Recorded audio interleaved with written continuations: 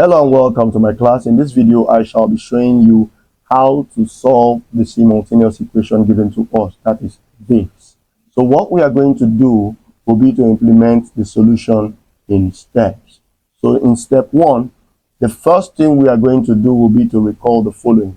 If you are given a number in what is called the logarithmic form of the number, say log y to base a equals x. In what is called the index form of this number, you can write this as a raised to power x equals y. Now this means, for instance, that if log 25 to base 5 is equal to 2, then this would mean that 5 raised to power 2 will be equal to 25. So in this case, just note what is being done. Now we are going to implement this routine, converting each of these equations to index form.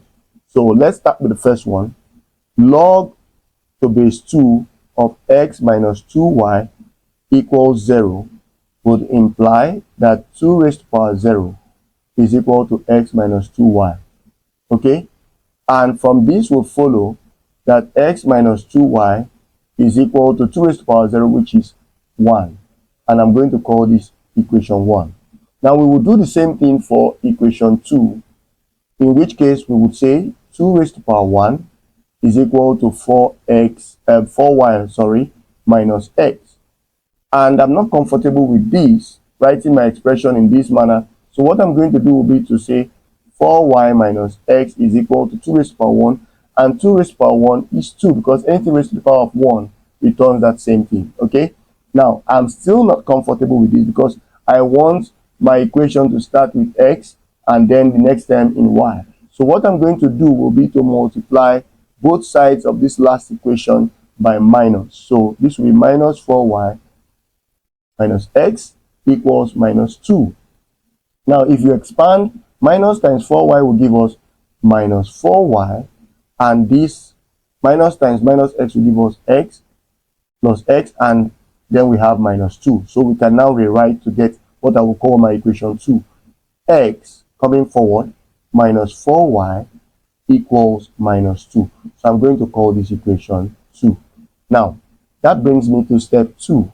In step 2, we are going to solve both equations 1 and 2 simultaneously. So I'm going to call this equation 1 like we've already done, and this will be my equation 2. How do we get this solved simultaneously? I'm going to be using elimination method. Please take note that there are other methods such as the substitution method or any other method, but I'm going to be using the elimination method to get this done. Why? In elimination method, a variable from a list of variables in the equation can be eliminated, solving for the other remaining variables or variable, and once the value of the other variable is gotten, you can now resubstitute the value of same into one of the equations, okay, to get the one that was eliminated earlier. So one thing that will help you to eliminate variables is the coefficient. Looking at the coefficient, there must be a balance. Now in this case, for x, the x variables, notice that the coefficient is 1. So it is easy to deal with the x variable or to eliminate the x variable, leaving the y variable. So that's what I'm going to do. I'm going to eliminate the x variable. So how do I do that? I'm going to subtract equation 1 from equation 2. That's how I'm going to eliminate. You can eliminate by subtracting equation 2 from equation 1, but I'm doing the reverse. So what that means is subtracting equation 1 from equation 2 means the x in equation 2 minus the x in equation 1 plus the minus 4y in equation 2 minus 2y in equation 1. And that would mean minus 2 in equation 2 minus 1 in equation 1. And obviously you can now see that x is eliminated because x minus x will give you 0. And what you will be left with will be minus 4y plus 2y, because minus times minus is plus, giving you minus 3. And this reduces to minus 4y plus 2y, which is minus 2y. So let's write our 0 here. Minus 2y, okay, equals minus 3. This tells you that minus 2y is equal to minus 3. Dividing both sides by minus 2. Dividing both sides by minus 2 gives you y to be 3 over 2. So now that we have our y to be 3 over 2, we will now implement step 3. In step 3, what we are going to do will be to substitute. We will substitute for y equals 3 over 2 in one of the equations, that is equation 1 or equation 2, and I am picking equation 1. So if you do that, x minus 2 times y in equation 1 will give me minus 2 times 3 over 2, and this will be equal to 1. Now, if you simplify, minus 2 can cancel, giving us with x minus 3 equals 1, and that would imply that x will be equal to 1. When plus 3 is added to both sides, rather, you end up having 1 plus 3 here, and this means that x is equal to 4. Now, check that our solution is correct. Let's verify by doing the following.